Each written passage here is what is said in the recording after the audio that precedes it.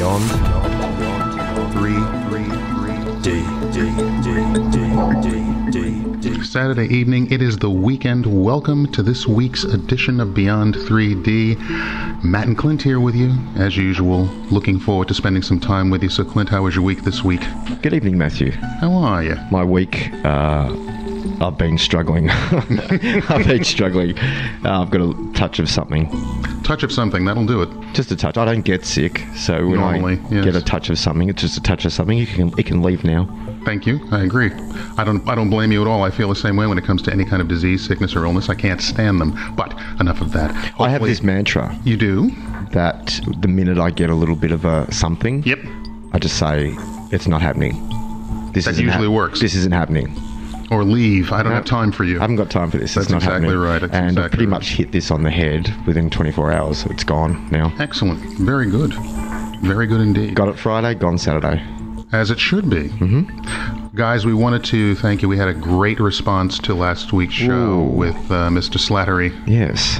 Very interesting. Very interesting indeed. A lot of people out there follow. I actually got, the week before when we had Dr. Richard Allen Miller. Yes. We were contacted by one of our listeners who wanted to share something with Dr. Miller, right, and get a response from Dr. Miller. So Merv Scanlon, thank you very much for sending that question in on our Facebook page. If anyone hasn't had a look at that yet, it is obviously www.facebook.com//beyond3-D. Give it a look. Give it a look. It's worth your time. It's worth your time. We're going to take a different tack again this week, guys. What we're going to do is there have been a lot of activity, let's say. There's been a lot of activity worldwide when it comes to the Ring of Fire. There was this week a very devastating earthquake in central Italy. So blessings be upon all of those people. And a lot of things are going around in the skies as well. And so what we thought we would do is we would do a little bit of a check-in or a catch-up or get an idea of what's going on from a so-called insider. And that insider is Corey Goode. Now this is tonight. Yes. Yes, go on, keep going. Corey Goode is well known in many different paranormal and, let's say, UAP circles as far as the secret space program is concerned. Now, you just sprung this on me as I've walked in here tonight. Yes. And that's cool. Corey Goode's great. But, yes. No, actually, it's not a negative but, it's a positive but. Corey Goode, from what I've seen over the years, yes, isn't the type of person to turn his experiences into some kind of cash cow. Yes. He's very, very recluse. He's very selective about introverted, yes. Introverted, and he's very selective about who he talks to. Yes. So I'm really interested to see or hear what it is you're presenting tonight. Well, he did a two-part update on his latest intelligence, what's going on. This is from this month, August 2016 as well. So it is current. And what I thought we would do is we could sit back, relax, and have a listen to what Corey Goode is talking about lately. So for you guys who don't know who Corey is, we'll give you a bit of a background. He is, as we said, very introverted and very insular when it comes to the information he gives out and who he will speak to. He has a relationship with Gaia Television and with David Wilcock, and based on that relationship, a lot of interesting information has come out over the years insofar as what goes on in the so-called secret military kind of space programs that are going on. So I will read you a little bit of a blurb from their YouTube page, from Corey's YouTube page about him, and then we can sit back, relax, and take a listen to part one of his current report. Are we going to... Sorry to interrupt you, Matthew. Are we running part 2 next week? I think we should. Okay. Is there a part 3? We should. No, there is not. Okay, cool. And because we'll need that time because there's something else that'll be going on in about I'm sure 3 weeks' time. One of us will bring something to the table. And indeed. So, as it says on the YouTube page, that real-world data is increasingly supporting the things that I have seen and heard over the years. about cosmic disclosure. There are a lot of things going on about cosmic disclosure. We are hearing about planets like Proxima Centauri having Earth-like planets around them. Star-like Proxima Centauri having Earth-like planets around it. So there's a lot of information that's going out. Now, a lot of you have heard possibly that there are secret space programs, that the United States Navy has both a undersea division that stays underseas and has bases underseas, and also has a space division with different craft that have been launched secretly and are basically an armada in space. And as our listeners would know, we've talked about this many times over the last 12 months. That comes under the Navy, doesn't it? It's all under the Navy. They consider space another sea. You might as well have water. That's why the astronauts train underwater. That's one other thing. Let me see here. From Corey Goode, my intel has indicated that a war is taking place between positive and negative extraterrestrials and other Earth-based groups, and that shoot-downs were going to be increasingly common. These would lead to visible phenomena. This intel was almost immediately vindicated by events outlined in David Wilcock's article. The key players in our story include the Cabal, a group many people call the New World Order. Unbeknownst to most people, the Cabal is being very effectively opposed by a group of alliances both on Earth and in the secret space program. Their financial and political control of our planet is being systematically overthrown. Now, one of the things that Corey Goode also talks about is the fact that there has been a lot of people who have invested a lot of time in religious practices, spiritual practices, and a lot of people are now starting to think that these spiritual practices really don't have as much merit as they thought. But what he actually says is those practices actually do serve us, and a lot more people are going to have to start looking at meditation and programs like that because it will really help them in the time to come. Who are these people that are claiming that spiritual practice doesn't benefit anyone? Well, when you take it all the way back, what it comes down to is this: there are a lot of people out there in the so-called elitist classes who represent and who worship the light bearer, Lucifer. So, hang on, you're talking about Christianity, basically. Yeah, Christianity. Yeah. Not necessarily Buddhism, not necessarily Shinto or Hinduism or anything like that, but in the Christian faith in the Bible, a lot of people know Lucifer as the light bearer, second in command, that took a third of the angels and decided to have a revolt, for lack of a better term, and he now goes through names as Beelzebub, Satan, blah, blah, blah, and blah. He gave it a red hot go. Yeah, you got it. No pun intended. No pun intended, yes, exactly. But a lot of the so-called elite rulers behind the scenes of the world are into a lot of worship when it comes around these so-called dark entities. And the thing about them is they truly believe in the Christianity of it all, but they've made a choice to go to, let's say, the dark side of the Force. Bohemian Grove, a lot of other... Skull and Bones. Oh, good Lord, yes. Good old Yale University. Anybody at home, just Google along. Bohemian Grove and Skull and Bones. And the things that they do. And so if you read about the things that they do, unless, in my opinion at least, unless you're crazy, you would totally reject anything like that and stick to the goodness and compassion and love for people. So this is the thing that people need to get into. So Corey Goode is basically an advocate of people learning to meditate, of learning to contemplate basically on stillness and awareness and aligning themselves with the proper energies that are out there.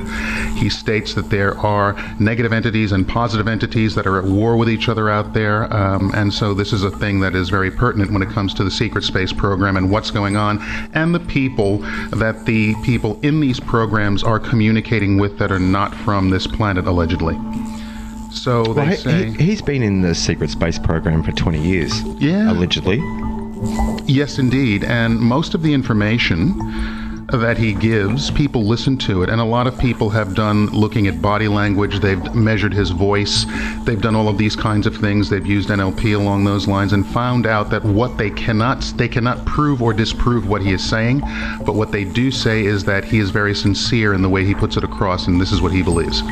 And the man's putting himself right out there. Absolutely. Right out there on the line. Absolutely. And he doesn't benefit from anything except sharing this knowledge. Well, this is the whole thing. Now, everybody would say, well, what's the point benefit? And as we said earlier, as Clint said earlier, it's not a monetary thing for him. It's not the be-all and end-all to his existence. There is information out there. And in my opinion, when you think about this kind of information, what you're actually thinking about is this. Yes, in the mundane world, money and materialism can have a lot of benefits. It can be a lot of fun. You can go around, do what you want to do. But as far as the spiritual realm is concerned, there's another kind of currency. And that other currency, whether people want to call it karma or dharma, has more value in the spiritual world of things. And when you come down to moving on from this so-called Earth school and moving up the evolutionary ladder, you really have to start looking into a lot of the things that Corey Goode and people like him are talking about. The only currency that works down here is the Babylonian money magic slave system. Yep, that's right. That's absolutely correct. And that's been running for a very long time. My Lord, that's been running for a very long time. So, guys, what we're going to do is we're going to hear part one of the latest intel from Corey Goode. In that, he will talk about the different alliances that are out there. He will mention who is telling him what. He will talk about the fact that he has guides that will give him certain information at certain times. And it's up to you to listen to it and to decide whether or not this is something that you believe to be truthful or fallacy. It's for us to present it, and it's for you to interpret. And I hope that this resonates with somebody tonight. Some of the things, in my opinion, that he says will resonate with some of you. And like everything, like you take it with a grain of salt. But in my opinion, again, and I keep saying in my opinion, but it's very important, when that thing resonates with you, concentrate on that. The other stuff, the extemporaneous stuff, don't worry about it too much. Look at the thing that resonates with you and work on that, because that's your breaking point. That's your start-off point to break free of what we call this matrix. Don't get me started. Don't get me started. We'll see you guys on the other side of it. Hit it, Matt. Beyond 3D. Beyond 3D tonight proudly presents an interview with Corey Goode, conducted by and Beyond 3D. He trained and served in the MyLab program from 1976 to 1986-87, and towards the end of his time as a MyLab, he was assigned to an IE support role for rotating Earth delegate seats. It was shared by secret Earth government groups, by the way, in a human-type ET Super Federation Council. During his 20-year service, he had a variety of experiences and assignments, including the Intruder Intercept Interrogation Program, assignment to the ASSR-ISRV Auxiliary Specialized Space Research Interstellar Class Vessel, and much more. He is in direct physical contact with the Blue Avions, the Sphere Being Alliance, who have chosen him as a delegate to interface with multiple ET federations and councils on their behalf, a liaison with the SSP Alliance Council, and to deliver important messages back to us. Tonight, we're going to talk to Corey about his new web project, which is truedisclosure.org. We're going to talk about whistleblowers and the move towards enlightenment and disclosure. His websites are spherebeingalliance.com and truedisclosure.org. And I would like to welcome back our good friend, Corey Goode. Corey, good evening. Good evening to you. How are you? Doing pretty well. It's been pretty hot down here in the Dallas area, so, just trying to stay cool. Yeah, what do you think, before we get feet first into what's going on in your world, this last couple of weeks, and certainly the last year with the darkness, what do you think is going on with that? To be honest, I think it's a part of what the Blue Avians, the message they delivered to me the last time I spoke to them. They said that individuals and groups are being forced to deal with our karma during these high influxes of this energy that's coming in through the sun, and the galaxy is now pouring onto our planet and our whole solar system. As a country, we're going to have to deal with, the racial divide that is there, or we're not going to be able to move forward. Yeah, and I thought about, and I kind of want to stay on this for a second because I am very concerned about the darkness that is pulling us down. And do you understand what I'm saying? Well, I do. Hence, back to my discussion about darkness. And that is what is here now. You know, it's this darkness, and I think that the only way, Corey, that we can start to avoid this and not allow it to affect us emotionally, because that's what they want, right? They want us to be, you know, dragged down by this, is to quite simply unplug from the machine. You know, stop watching the news. Stop, because that is what's causing this emotional shift that is out there. And if we give in to that, well, the dark players win, don't they? They do. Beyond 333 D. What can we do? I've suggested to unplug from the machine. Is there something else that we can do to combat this darkness? Well, it's going to be one of the obvious answers. It's very important to ground yourself and to meditate on a regular basis, to get yourself, you know, grounded and to reset your frequency so it's not, you know, dealing with all the crossover from other people's energy and from the negative information that we're being bombarded with. Do you feel not only when you go to the council, but also, the inner earth here too as well, do they have those same issues with racism? That's a little bit hard to answer because they don't have animosity or negative thoughts or energy towards other races per se, but they have ideas about this great genetic experiment here on the earth. And what do you mean by that?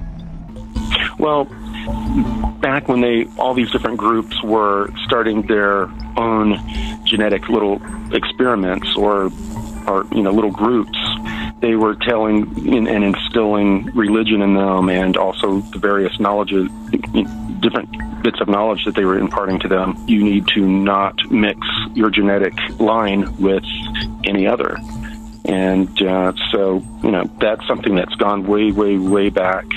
And, it's also been a part of some of the racial and religious infighting problems as well. Are you saying that they actually had a problem with that at one point and they had to literally speak about it? Well, what they had done is when they were giving the people religion, they were also instilling in them that as a part of their religion and their culture that they should not mix their blood, their chosen blood, with any other blood on the planet. They should keep their genetic line pure. And that's something that's gone way back with a lot of different groups. It's people keeping their genetic line pure. That a lot of that goes back to a lot of these genetic farmer races that had come in and started all these different genetic programs.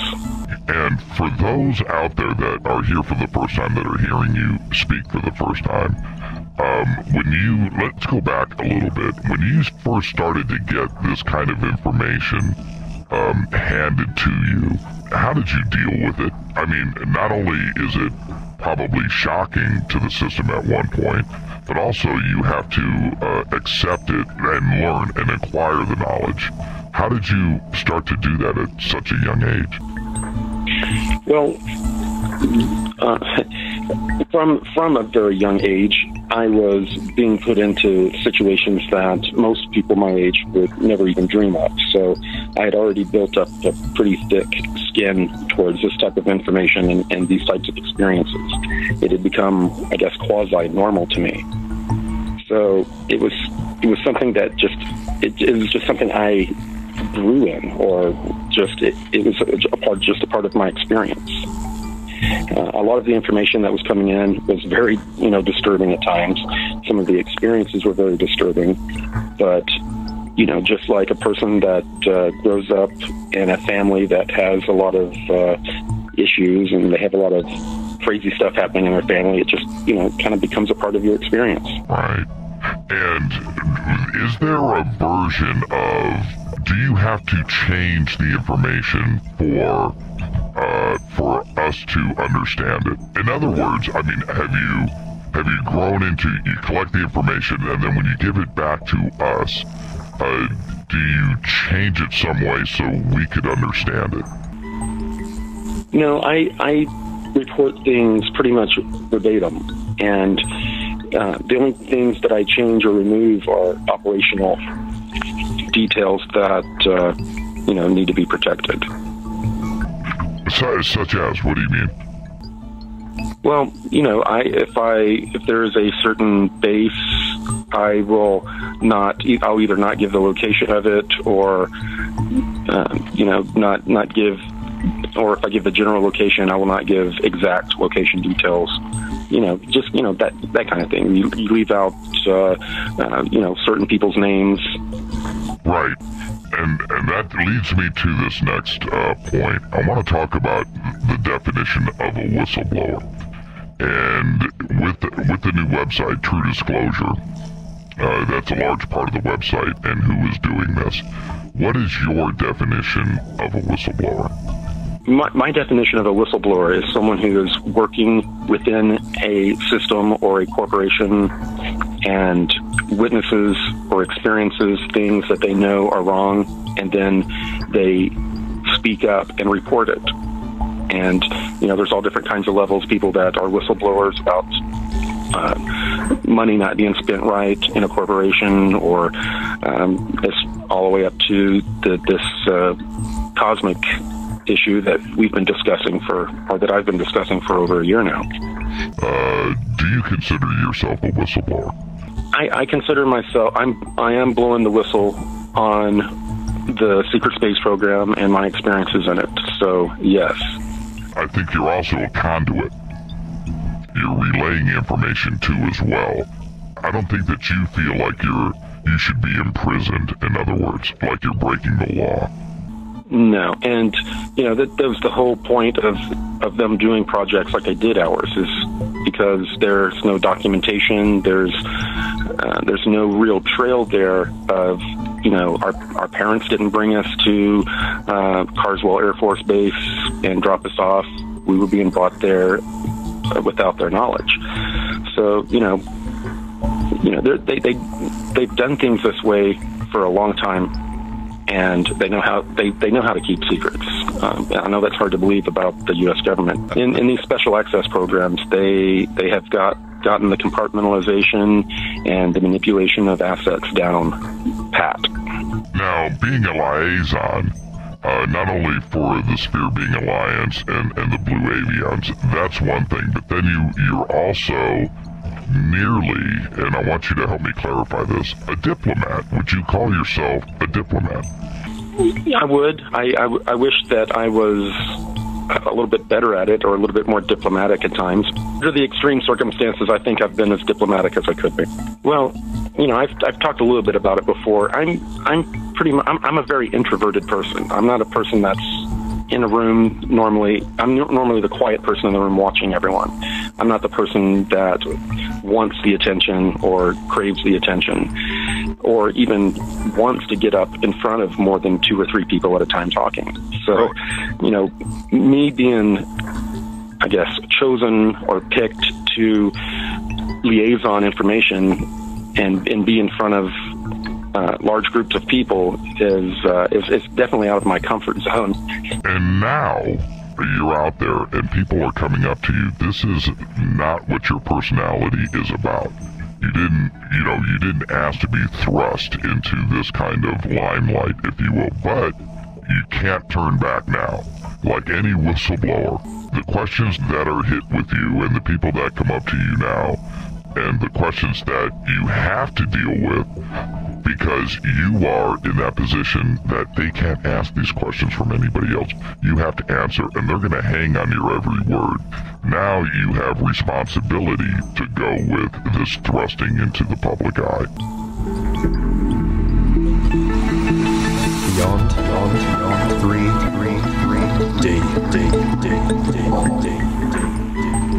let's get to TrueDisclosure.org. I know you've been working on it for a long time, and you've spoken with us about it a lot.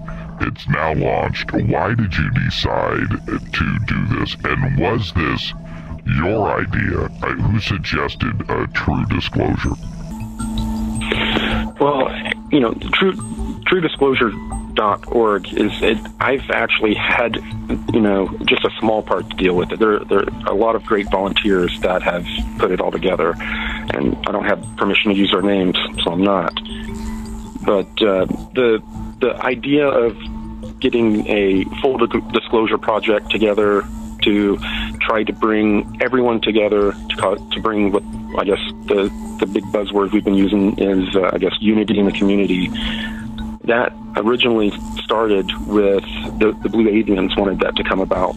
And then the SSP Alliance, once that was disclosed to them, they were all on board about it occurring as well, though they were skeptical about whether people could come together and put aside all of our belief systems or notions of what disclosure will be, and actually come together and work on our common goal of getting the information and then deciding what's true or how it fits into our belief systems later. On TrueDisclosure.org, you will not see myself or anyone else in this community under the whistleblowers or advertised on the page that are not credentialed. Like Stephen Greer went through and got all of his witnesses' credentials, verified them, and these are the type of people that we need to present, and the type of information that we need to present to the mainstream. Because, to be honest, if I come out and I start talking about 8-foot-tall blue bird beings, what do you think that the normal mainstream is going to do? How are they going to react? So we've got to start advertising, and I'll tell you about the advertising here in a minute. But promoting this information out to the mainstream, so they can start digging through the nuts and bolts information, and as they grow or awaken, as we say, they can start coming to the rest of our information.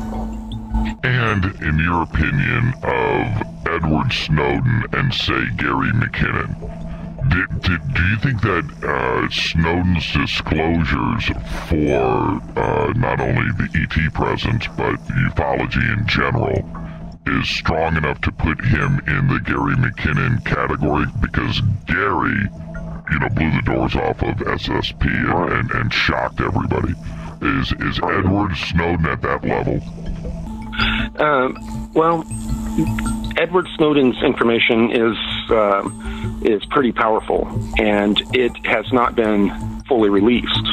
So there is a lot of data in Edward Snowden's information that we haven't even heard anything about. So there's more to come from Snowden in the future, especially when they start doing more of these information data dumps. Have you been in touch with Snowden? Has he reached out to you? I have not, no. And what about Julian Assange? No. Okay. Do you expect to hear from them?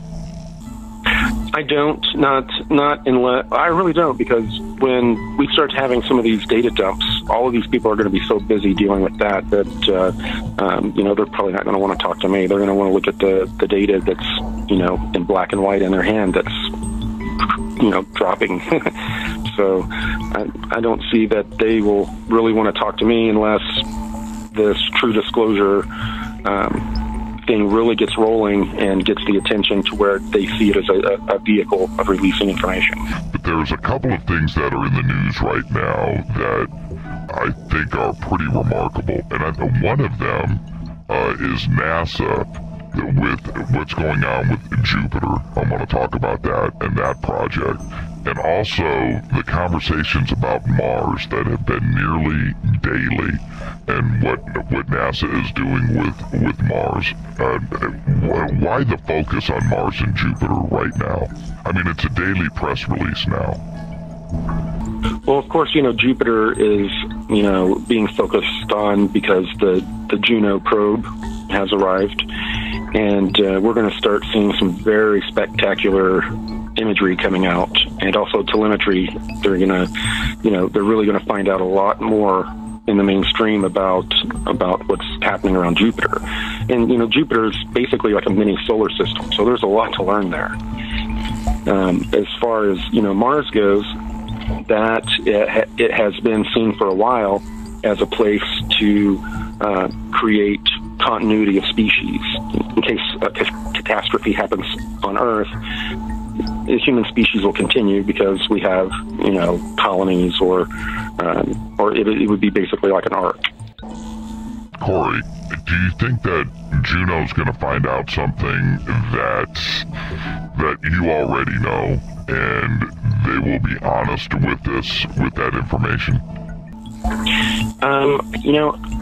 This is a time of disclosure, and they've been hinting and allowing us to know more and more information about microbial life and the possibility of microbial life on other planets in our system. So the things that I think that they'll start running into, they most likely will share with us, at least partially. When it comes to the Federation and the Council that you rotate with and are part of a delegate of, is there anything that is going on with Jupiter that Juno is there checking out? There's a lot going on around Jupiter and its moons. There's a lot of the area that's off limits to the secret space program around the moon. So yeah, there's a lot going on up there.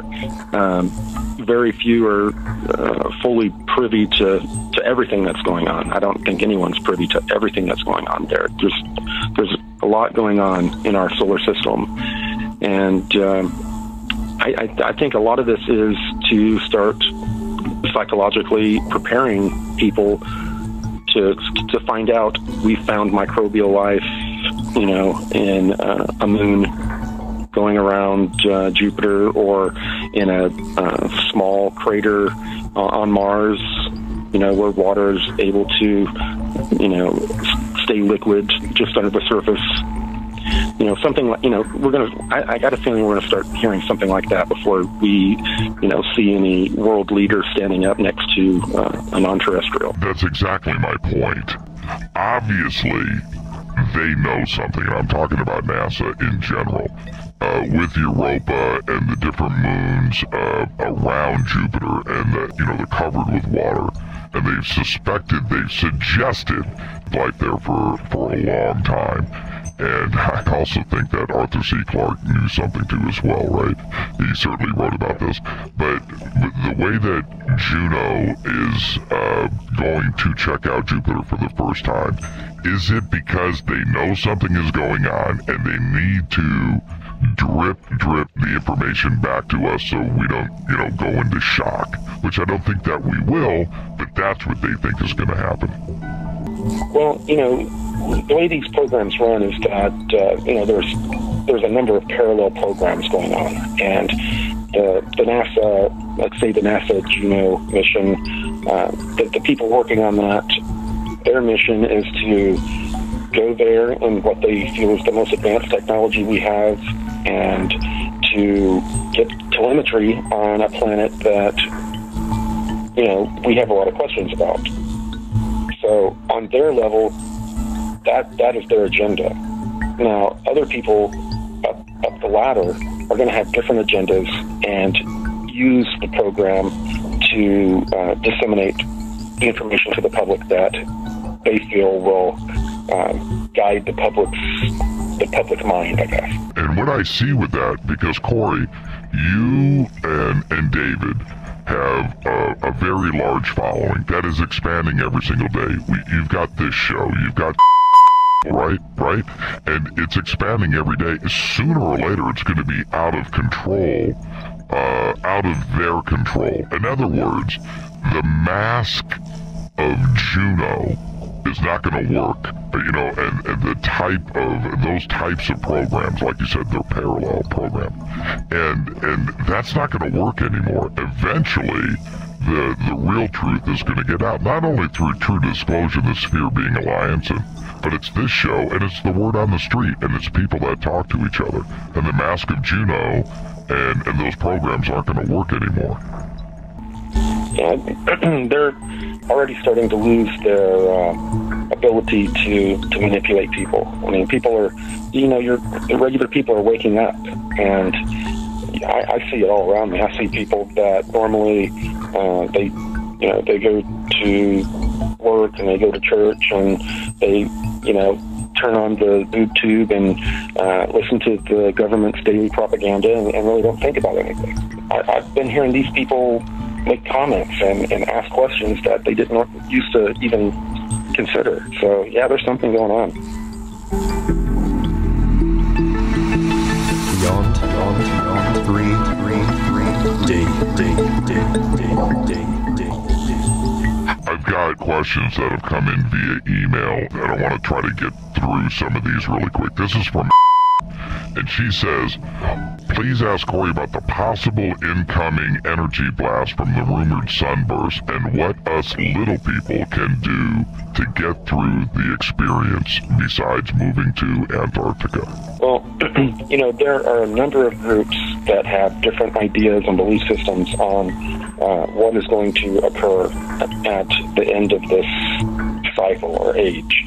And, like I've stated, we have the cabal types that they're remote viewers and their probable future technology has shown them that there's going to be a big blast that's going to hit the Earth and it's going to be devastating. Well, there are other people that have different ideas that it's going to be a positive experience or that it's not going to be the experience that we've built it up to be. So, you have this, you got a whole, there's a whole spectrum of different ideas about what's going to happen. So, we can't move forward in fear.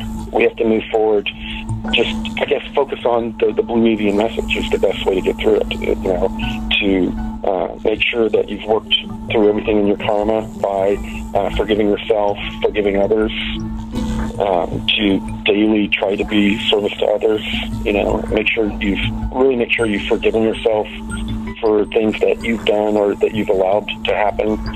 And you start doing that, your frequency is going to begin to match that we're entering. I wanted to ask you really quick before I get back to the questions here, is what happened to you personally out at Contact in the Desert? I'm talking about action that was going on in the skies above us. It was a pretty insane weekend. What do you think was actually going on with that? Because you had your own sightings, I had mine, we had some mutually together at the house with the night vision that was going on there too as well. What was going on there?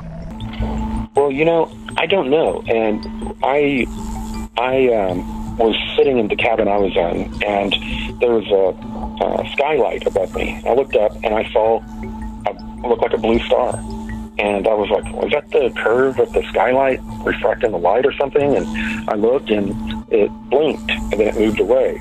So I went outside, and I saw a blue light just flying around in the air, and I caught it on videotape, and it was not like my normal experiences with a blue orb. But the blue light, kind of zigzagged around and then kind of flew off behind a mountain peak. And I texted David immediately, and he went out and was able to observe it as well. And I observed a few other things, but, I really don't have any more insight than anyone else does on what exactly they could have been. A lot of people had some very interesting experiences, and a lot of people had their first visual, sightings of things like this. So it was pretty exciting and a big weekend for a lot of people. It was pretty amazing, and I don't know if it was because of Contact in the Desert. It could have been all those people of such a loving, high consciousness that are reaching out. Yeah, that's bound to attract some attention. 3 years ago, this orb, I don't know how to explain it better than that, but this ball of light about a quarter of a mile away, out in the middle of the desert, just shot straight up, just straight up, Corey, just out, up, just went straight up, and then out into the atmosphere. And there was about 10 of us that were out there and saw it. And it was just like, what was that? Now, that was a moving experience, but it was nothing, and that's extraordinary by any measure, to go and see something like that happen. It's a white ball of light. But this past contact in the desert, this was a show. That's a good way to put it. It was though they were just up there, waving at us. Since then, have you been in communication with the Blue Avions or anybody in the Federation and asked them about what they were doing at contact? I have had contact with the Blue Avians, but that was not a topic that was even on my mind. So let's go through these questions. Let's see. First one up. What do you feel is the purpose of the divine feminine in disclosure? Well, the divine feminine is actually probably what we're going to disclose into. Where this whole, masculine, testosterone-driven, warlike world that we have now is going to fade away. As they say, people are going to beat their spears and swords into plowshares, and people are going to they're actually going to get along. So I think that's very much what we're heading into, that type of energy, and it's just what we're phasing out of the I guess, and I know when they say masculine and feminine, what I think I know what they mean. We're really transitioning into a more of a feminine energy.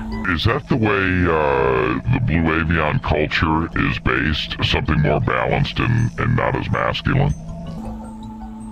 Yeah, I mean, there's you don't have the ego, you don't have the people broadening their chest, trying to get the attention, or trying to push their point of view across. It's really hard for us to understand what beings are from another density, because we try to project the way we think and the way we behave onto them, just like we do other humans. I've always wanted to know this with a lot of the depictions in Egypt of and not only Egypt but Greece and other cultures with bird-headed humans. Is that do you think that is a direct connection to Blue Avian contact in the past? I had been on the fence about that until I met William Henry, and saw a lot of his book right now is selling out like crazy, because the artwork and all of the research he's done, and he's done it for a long time, since like 2003 he's been looking at these things. So it became very obvious to me that there's a connection. Beyond 3 day. What do you think about that, Corey? I'm sure that you had no clue about the infighting and the ego that is involved with not only disclosure, but ufology and ET contact in general. Was that shocking to you, and what do you think about the infighting?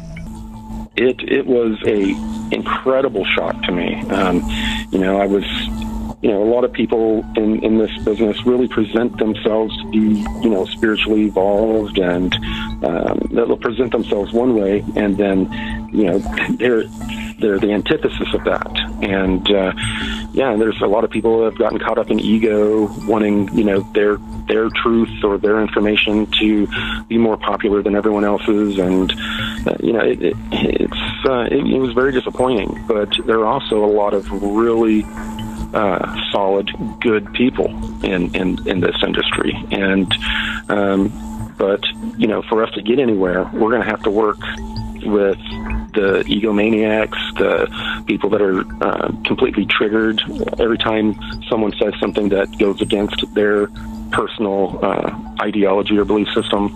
Until we just decide to put a mask over all of this information that we're arguing about, and just stand together, do protests where we walk on Washington, do a march, a million man disclosure march. None of that will happen unless we begin to agree to disagree on ideology and just push for the information to be released. Yes, I had a conversation recently with somebody that we respect, and I'm not going to go further with that. I don't want to reveal who this person was, but this was his comment, and he said, I can't deal with the ego in ufology anymore.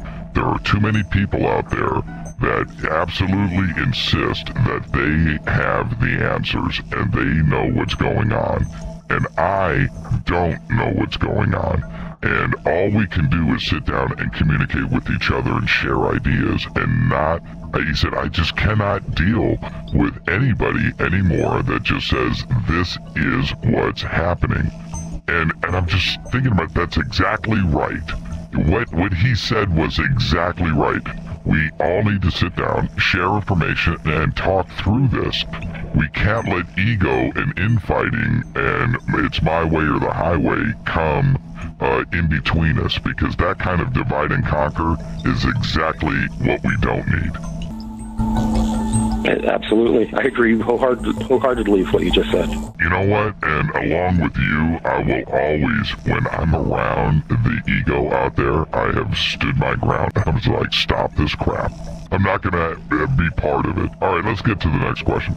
Could you please ask Corey what he would tell Elon Musk if he found himself sitting across from him in a closed meeting? Well, I would first of all inform or encourage him to be extremely careful with this artificial intelligence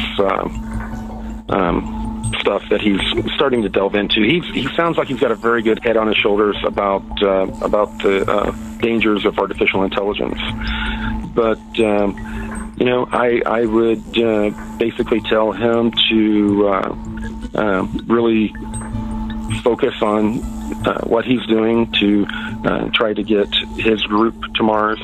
I think there's going to be a lot of little things that are going to occur that are going to be setbacks, just like NASA had when they were being interfered with. And he just needs to persevere and push through. And there's, just hope that this space program that he has, that's a corporate one, will give us more transparency than the NASA has. There's a second part to this question. Does O-negative blood have anything to do with empathic or contact?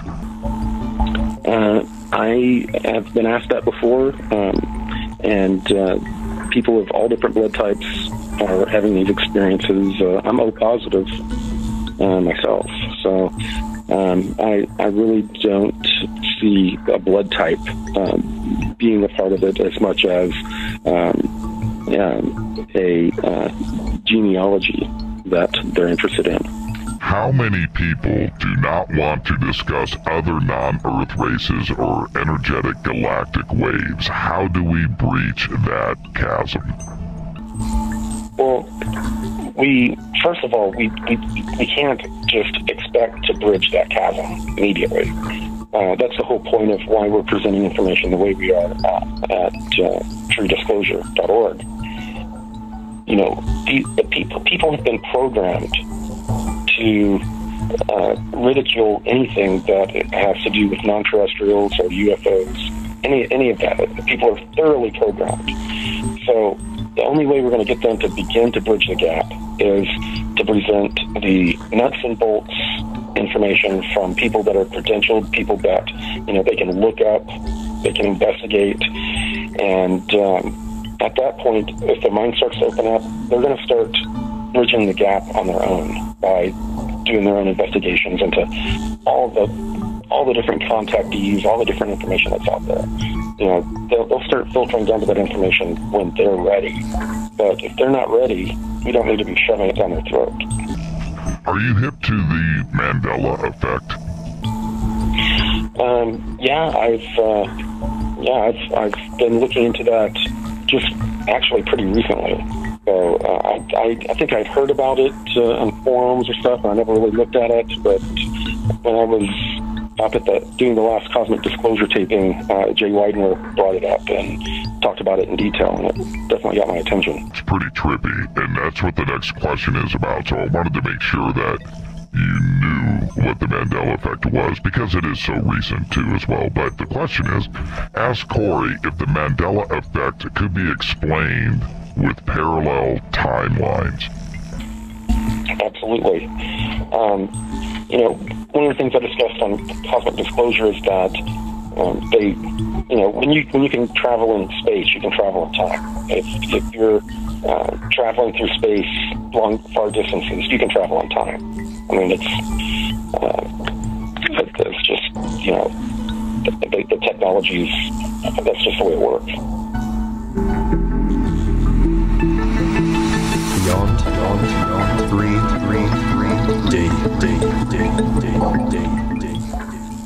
Next question. Can you elaborate on the intergalactic portal near our sun that David Wilcox spoke about last night? Yeah. The entire galaxy and universe is connected by like electromagnetic filaments. And in the space program that they called it the cosmic web. And every star is connected to every other star through one of these filaments. And so you're going to have local stargates that these filaments are basically what you traverse when you travel from star to star through a stargate. So in different areas, you're going to have some of these super gates that feed into that's a wider trunk or branch of the cosmic web that feeds off into smaller filaments, and that those larger filaments connect galaxies together. And we have one that is very close to our star that is a very coveted portal. Was it intentionally constructed to be here in our solar system, or was this, part of nature? No, it's a natural portal. I understand that it's natural, but why do you think we got so lucky? It's not necessarily that we got so lucky. It's that this is where all the action was, and this is where a lot of the genetic farmers came to do the work, which apparently is what we are, their work. Okay, next question. I really, really want to know. There are nano-aliens. I think I know what they're talking about. I don't have any information on, microscopic types of alien beings, but there are some, very, very small non-terrestrials. There's been craft that will appear, and it looks sort of like a giant wheel from like a big rig, and they'll be full of like 40, 80 different types of beings inside of these very small craft. So there are definitely very small beings. But when you say small and small craft, how small are we talking? About the size of the wheel of a big rig. Oh, really? And so the beings themselves, what are we talking about? An inch tall? Smaller? Yeah, I don't know. I don't know what the size of the beings that were inside that craft. they this craft that I'm describing, this size craft, has appeared in front of a lot of people, and they say that they just observe. They'll pop in for a couple seconds and then pop out, and they're gone. They'll come in and observe something. Have you, Corey, have you ever seen an ET that looks so funny that you laughed out loud? No, not where I laughed out loud, no. Just something some of them, they'll move around a little bizarrely, or, they'll kind of twitch, move around a little jerky-like or twitchy-like, and with, their eyes, it'll strike you as very strange, but nothing that would make you laugh. Please ask Corey for an update on the latest info regarding the war above Earth. The only update that I've received since what David Wilcock and Dr. Sala released were meetings where I heard about the aftermath of the intelligence that were released, how it affected the different people involved.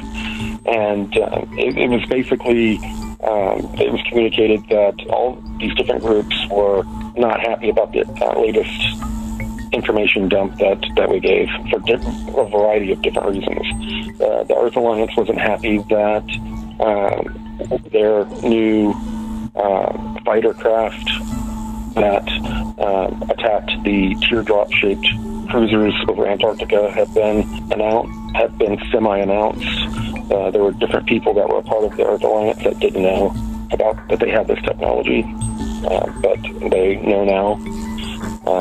There are groups that are a part of what we call the Cabal, more of the Nazi-tied kind of groups, were very upset about the information that I released, the locations of these installations in Antarctica. They were upset that they did not detect the Anchar craft when it was there during the reconnaissance flight. That's, pretty much the only really updates that I have since what was released publicly. Please ask Corey, has he ever seen a transparent species? Well, I mean, there have been beings that they weren't completely transparent, but there were beings that were like gel, kind of like you could see into their bodies where the light penetrated. And there were beings that used technology to mask their appearance that appeared, real. You could just see a slight outline of them and some of their features, but not a glass-type transparent being. How can someone tell if they have alien DNA? To be honest, I think that every single human on the planet has alien DNA. There you go. Can you ask Corey, if when disclosure happens, will all the people who have been involved with my lab projects and not aware of it have information available to them? I think they will. These people will be dealing with the exact same problems and issues that every other human will when we get disclosure. We're going to have to reconcile the information with our belief systems, with our life experiences. It's going to be difficult. It's going to be a little messy, and it's going to be that way for people that were involved as well. Because a lot of these people, when they have the ability to start getting their memories back, they're not necessarily going to want these memories back. Do blue avians indulge in music, and if so, have you listened to it? I have heard nothing that resembled music with the blue avians.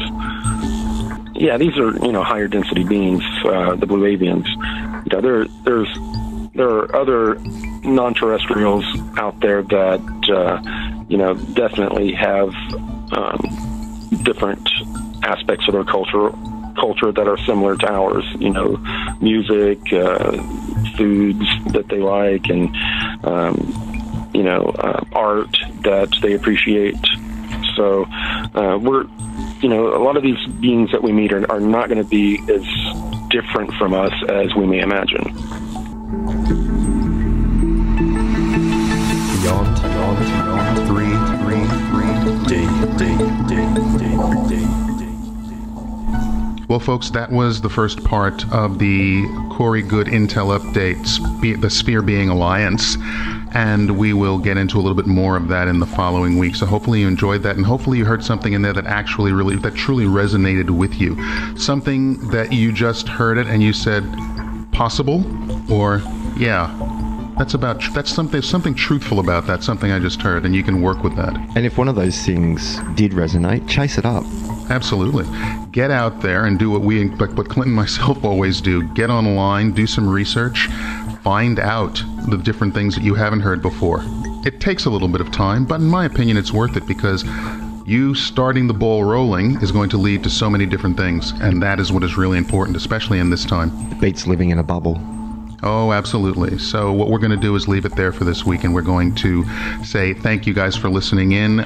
Definitely check out our Facebook page, www.facebook.com/beyond3D. Thank you. And we will catch you next week for another edition of Beyond 3D. So you take care this week, Clint. You too, Matt. Have a great week. Take care, guys. Good night. Just because you haven't experienced it doesn't mean it doesn't exist.